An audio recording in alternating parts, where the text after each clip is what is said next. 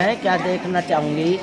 देखो यही है, ना तो यहाँ कोई बड़े बूढ़े की सुविधाएं है, ना कोई पेंशन है। विकास किया है तो वो बीएसपी में किया है। अभी तक जितने भी लोग हैं, एससी हो, एसटी हो, पिछड़ा वर्ग हो, वो सभी के लिए एक ही वोट है बीएसपी। कोई भी बने, चाहे बहन कुमार मायावती बने या कोई भी बने, लेकिन वो आए हमारे बीच, हमारी समस्या को समझे, हमारा निदान करे हमारे।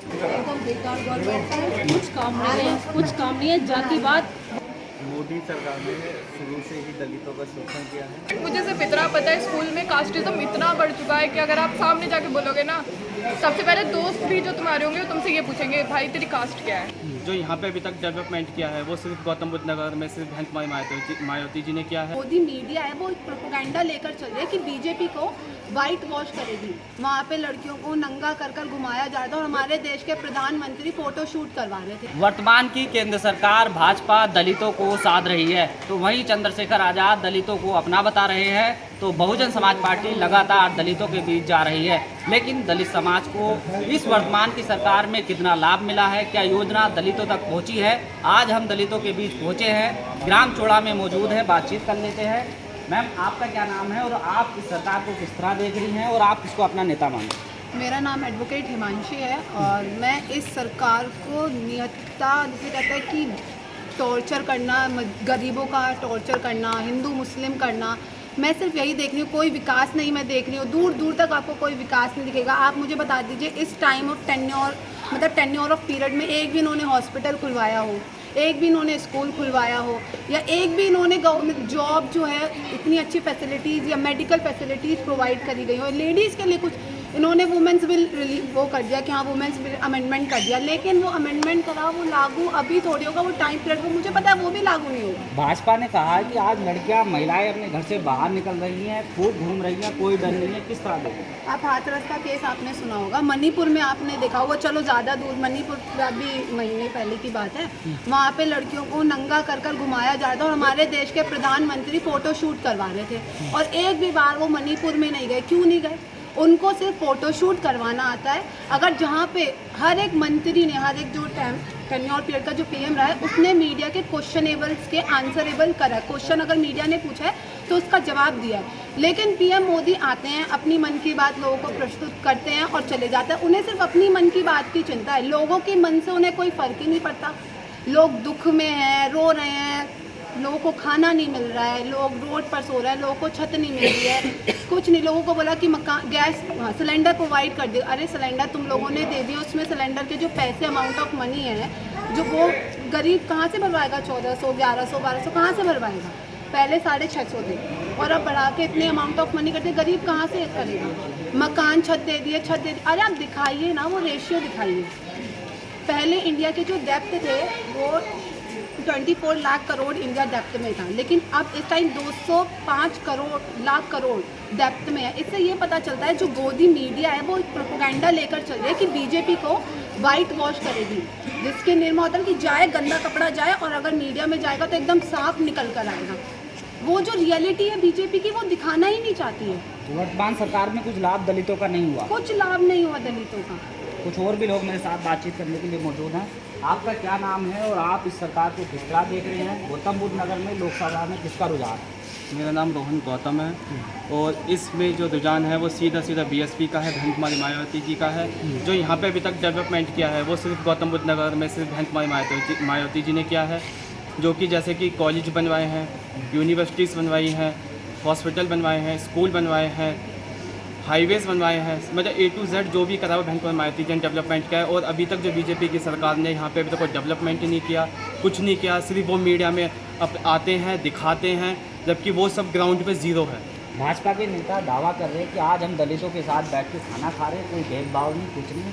उनके जो दलितों के नेता उनको भी आगे बढ़ा रहे हैं, लड़कियों को भी टिकट दिया जा रहा है, क्या मानते हैं? वो सब बस एक दिखावा है, बहकावा है और कुछ नहीं है। सिर्फ ये गुमराह करना है लोगों को कि हाँ जी देखिए हम ये दलितों के साथ बैठ के खाना खा रहे, पर जो उनके दिल में बिल्कुल भी हमदर्दी नहीं है। उनके साथ जब बलात्कार होते हैं लड़कियों के साथ, उनके साथ लिंचिंग होती है, तब वो लोग सोए रहते हैं। मीडिया भी सोई रहती है उस वक्त, मीडिया भी कुछ नहीं दिखाती उस वक्त। मीडिया भी दूरों तक मोदी की मन की बात दिखाती है। अब तो मोदी आपका जी एक को और नेता चंद्रशेखर आजाद आपके बीच में? हमारे लिए कोई नेता नहीं, हमारे सिर्फ बहन कुमारी मायावती जी नेता हैं और कोई हमारे लिए नेता नहीं है। आप किस तरह देख रहे हैं चंद्रशेखर आज़ाद को नगीना से चुनाव लड़ने हैं, उनका प्रभाव कहाँ तक है, या अभी भी आप बीएसपी को अपना नेता मानते हैं या वर्तमान में भाजपा के साथ? देखिए चंद्रशेखर जी जहाँ से भी चुनाव लड़ रहे हों उनका जो प्रभाव है वहीं तक है। उनका प्रभाव यहाँ पर अपने ज़िले में, हमारे ज़िले में हम दलितों के सामने कुछ नहीं। लड़ते होंगे हम उन्हें जानते नहीं, जब हमारे सामने कभी आए नहीं है वो, वहीं तो आप नोएडा में रहते हैं, वर्तमान की सरकार में कितना लाभ दलितों को मिला है, क्या मानते हैं, या पहले की सरकारों में आपका विकास? पिछले 10 सालों में दलितों का कहीं कोई विकास नहीं हुआ। केवल दलितों को एक दिखावा किया गया है कि हम उनके साथ बैठ के खाना खा रहे हैं, हम उनके साथ उनकी दुख दर्द को समझते हैं। कहीं हमारा कहीं कोई दुख दर्द कहीं सुना नहीं गया, कहीं देखा नहीं गया।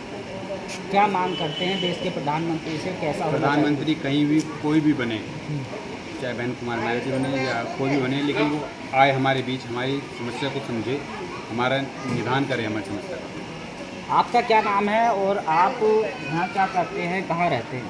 मेरा नाम विवेक कुमार है, मैं खुद एक अधिवक्ता हूँ और मैं चौड़ा का ही निवासी हूँ। किस तरह देख रहे हैं मोदी सरकार को, क्या इसमें दलितों का भला हुआ, योजनाओं का लाभ दलितों को मिला? मोदी सरकार ने शुरू से ही दलितों का शोषण किया है और किसी भी रूप में किसी भी प्रकार कोई भी विकास नहीं किया। अगर देखा जाए किसी भी स्टेट या किसी भी सरकारी कॉम्प्लेक्स में कहीं भी आप पहुँच जाइए, हकीकत आपको बिना जाए बिना किसी की सूचना दिए तब मालूम है। अगर आप पहले से ही वहाँ जाकर या पहले से ही अपना प्लान बिल्कुल सब बता दिया जाए तो वहाँ ऑलरेडी कुछ भी नहीं है। कल अमित शाह आए थे तो वहाँ तो काफ़ी संख्या में दलित पहुँचे थे, कह रहे थे अब हमारा विकास हुआ, अब तक हमें नेताओं ने जाति के नाम पर तोड़ रखा था। हमारे गौतम बुद्ध नगर में काफ़ी सारे गांव हैं, ज़्यादा गौतम बुद्ध नगर में भी ली जाओ अपना जिस जगह वो आएगी सेक्टर 33 में, सेक्टर 33 के 1 किलोमीटर के दरमियान में कोई भी गांव भी अगर हम पकड़ लेते हैं, किसी भी गांव में वो नहीं आए हैं। ना उन्होंने अगर देखा है कि किस गांव में कितना विकास हुआ है या दलितों में या फिर पिछड़े वर्ग में कौन किस तरीके से रह रहा है, वो अपनी जीवनचर्या किस तरीके से चला रहा है। गौतम बुद्ध नगर में लोकसभा प्रत्याशी किसका पलड़ा भारी देख रहे हैं, दलित किसको वोट करने वाले? दलितों, चाहे दलित हो या कोई भी हो, अभी तक जितने भी लोग हैं, एससी हो, एसटी हो, पिछड़ा वर्ग हो, वो सभी के लिए एक ही वोट है, बीएसपी का कैंडिडेट मजबूत? बिल्कुल मजबूत। भी स्टेट या किसी भी सरकारी कॉम्प्लेक्स में कहीं भी आप पहुँच जाइए, हकीकत आपको बिना जाए बिना किसी की सूचना दिए तब मालूम है। अगर आप पहले से ही वहाँ जाकर या पहले से ही अपना प्लान बिल्कुल सब बता दिया जाए तो वहाँ ऑलरेडी कुछ भी नहीं है।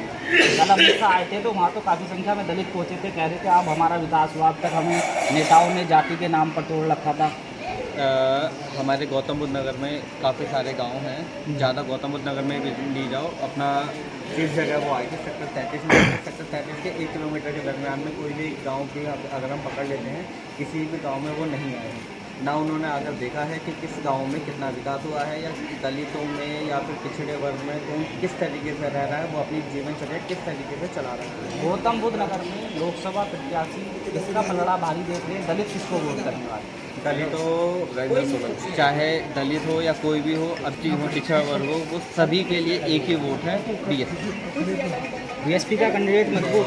बिल्कुल मजबूत। आपका क्या नाम है चाचा? आपकी उम्र बहुत होगी, आपने कई सरकारें गिरती देखी होंगी, आती देखी होंगी, वर्तमान में दलितों का क्या विकास हुआ है और आप इसे किस तरह? दलितों का अगर विकास किया है तो वो बीएसपी ने किया है, बाकी का किसी भी सरकार ने दलितों का कोई विकास नहीं किया है। ऐसा क्यों? अभी तो बीजेपी कह रही है कि हम लोग साथ में खाना खा रहे हैं। बिल्कुल झूठ है। वोटों के टाइम वो खाना भी खाएंगे, हो सकता है दलितों के पैर भी धोएंगे, हैं, दलितों के मोहल्ले में झाड़ू भी लगाएंगे, लेकिन वोटों के बाद में जो है कोई सुनने वाला नहीं होता। बीएसपी पर भी आरोप लगते हैं कि बीजेपी की बी पार्टी है। नहीं, बिल्कुल नहीं।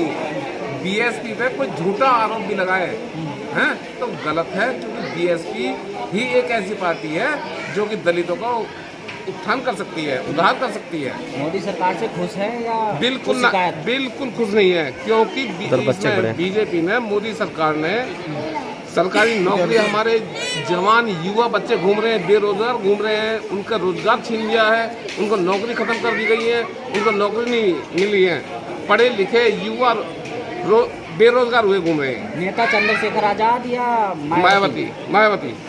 देखिए, कुछ मायावती को अपना नेता माननी है, हम कुछ महिलाओं के पास चलते हैं। अब आपका क्या नाम है और आप किस तरह देखेंगे सरकार?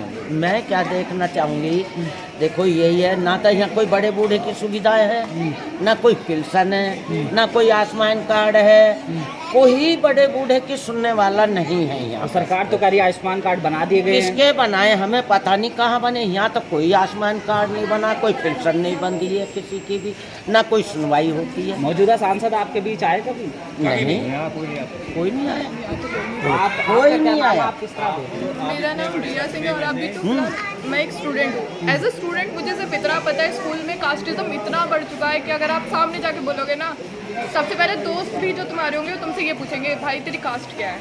अच्छा, मेरे साथ हुआ है, मेरे दोस्तों ने पूछा कि तेरी कास्ट क्या है, फिर 2 दिन बाद मुझसे बात करना बंद कर दिया। ये ट्रू है। कास्टिज्म इतना फैल चुका है, अगर तुमने बोल दिया कि मैं चमार हूँ, तो चमार है तू, तुमसे 4 किलोमीटर दूर जाके खड़े हो जाएंगे, बोल देंगे तू चमार है, भाई तेरे साथ तो खड़ा होना ही कोई पाप है। तो ये तो आप दुख होता होगा। ऑफकोर्स बुरा लगता है। यहाँ पर हमारी सरकार कह रही है कि हमने इक्वालिटी कर दी है, कास्टिज्म खत्म कर दिया। कहाँ खत्म कर दिया ये नजर नहीं आता।